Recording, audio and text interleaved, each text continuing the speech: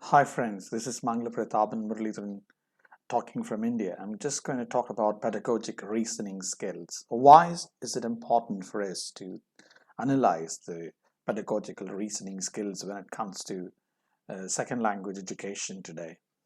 It's so easy for us to think in terms of understanding how pedagogy is being influenced by our experience, because the teacher is somebody who is always based on the reservoir of experiences in the classroom or in the delivery of the lessons or a period of time, the analysis of the learner profiles and the learner interests and the kind of learning pace that learners in that particular area or that particular context happen to have.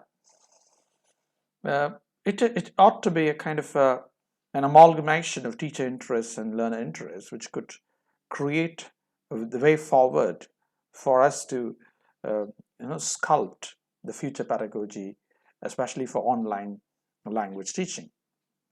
When it comes to online language teaching, most of us are interested in making sure that it becomes multimodal composition, because we cannot possibly hold the attention span of the audience online without much of an interaction.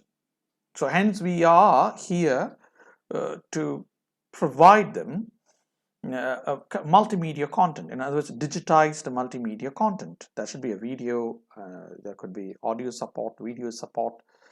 Whatever audio video support that we provide could be fine-tuned with the help of music, background music. For example, create podcasts with background music and play those podcasts. That's going to really help them. Use micro teaching methods. What do I mean by it?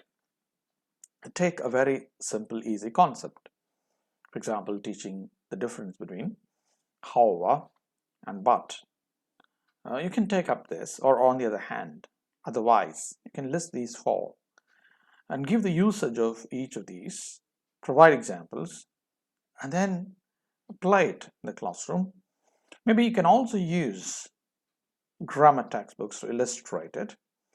And provide some ready-made examples if you can, or give your own examples, on-the-spot examples if you can create it, if you can give it. That's going to really help them. Ask the students to understand the nuances in the usage of these and ask them to provide some more examples. Check their understanding. Very important. Online learning is not just about delivery, it's also about checking the understanding of the learners who participate in the process of understanding and learning, internalizing the learning inputs that you provide. In other words, online second language education is also about interactive tools of learning, how to employ these interactive tools of learning for the benefit of the learners. What type of challenges do they face while they interact with these digitized tools? Remember, teachers themselves may find it very difficult to remain idle when they play certain podcasts or videos, and it has to be interactive.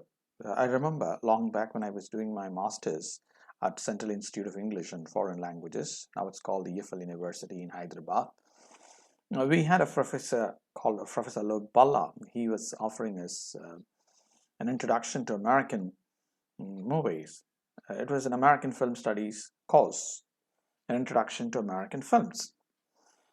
And we were given various genres of movies, and meanwhile, we interacted as and when the movies went on, right from The Birth of Nations to Hitchcock movies, and we did watch thrillers, all types of genres, and we were trying to study the semiotics of movies in those days.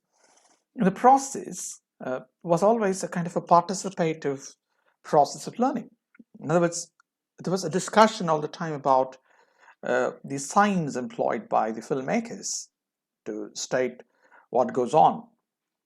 So it is very important for pedagogy to be multimodal in terms of making students listen to what we say, help them develop a series of referencing, or rather interpretative capabilities. That is when we can really make wonders.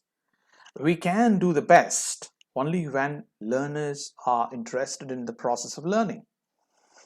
You have to create learner interests. See, that doesn't happen all the time. Some of us don't really create learner interest so successfully. We find it very difficult to create learner interest, and it's not so easy for all to create learner interest. I agree with it. But I would like to also emphasize it is possible if we can concentrate and fine-tune by studying the learner profiles. What really attracts the learners? What makes the learners quite happy? And how do we address them? How do we remember their names? And why should we call them by name and say exactly what we have to say? And how to provide a sandwich feedback. That's very important. You need to know how to give feedback. If you don't give a good feedback, then it's going to be very difficult for the learners to get things whatever you say. That's one of the reasons why I always ask my students to participate in any discussion that I initiate, and I volunteer myself to be a spectator, sometimes a participant, sometimes a moderator, sometimes I do intervene and try to correct them. And it has to be a learner-centric process of actualizing the language lessons. And moreover, at the end of the day, please make sure you have anecdotes, jokes to tell the students so the class becomes quite interesting. Every day you can share something very new or something very interesting. So that could possibly change the way you conduct your lessons.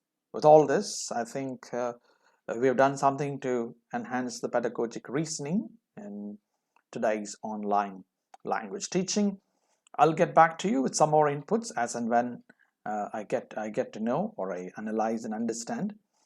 Till then, bye-bye. See you. If you want to know more about me, visit me at www.manglapratapan.com. You're free to contact me at any point of time for any webinars or seminars. You can look at my contact numbers in the other videos available or in my website, and make sure stay in touch in case you need any support during this pandemic related to teaching. I'm there completely providing all my services free of cost for teachers. Good luck to you. Bye-bye. See you.